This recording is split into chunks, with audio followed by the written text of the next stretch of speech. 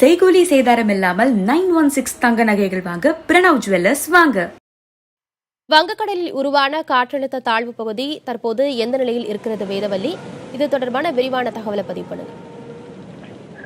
ஆனந்தி, தென்கிழக்கு வங்கக்கடல்ல உருவான இந்த தென்கிழக்கு மற்றும் இந்திய பெருங்கடலை ஒட்டிய பகுதிகளில் உருவான அந்த காற்றழுத்த தாழ்வு பகுதி தற்போது காற்றழுத்த தாழ்வு மண்டலமாக மாறியிருப்பதாக வானிலை ஆய்வு மையம் தகவல் தெரிவிச்சிருக்காங்க.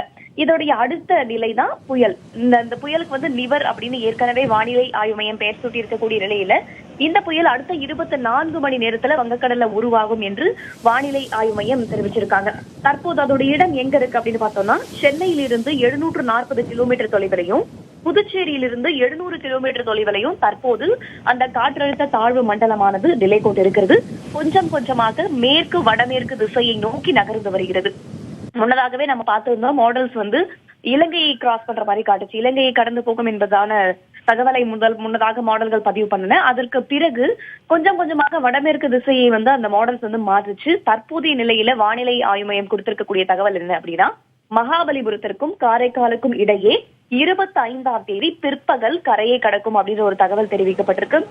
அது கரையை கடக்கும் போது புயலாக கரையை கடக்குமா அல்லது தீவிர புயலாக வலுப்பெற்று கரையை கடக்குமா அப்படின்றதான தகவல் இன்னும் தெரிய வரவில்லை.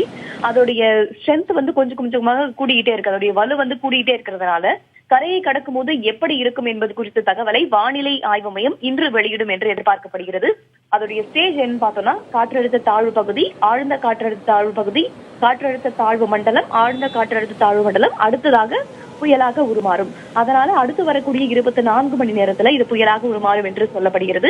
இந்த புயலுக்கு நிவர் என்று பெயர் சூட்டப்பட்டிருக்கிறது. இதே போல அரபிக்கடல்ல ஒரு புயல் இருக்கிறது. அந்த அரபிக்கடல் அதிதீவிர புயலாக இருக்கிறது. அது சோமாலிய கரையை கடந்து செல்லும் அப்படின்னு சொல்லப்பட்டிருக்கு. அந்த புயலுடைய பெயர் கட்டி அப்படின்னு சொல்லப்பட்டிருக்கு.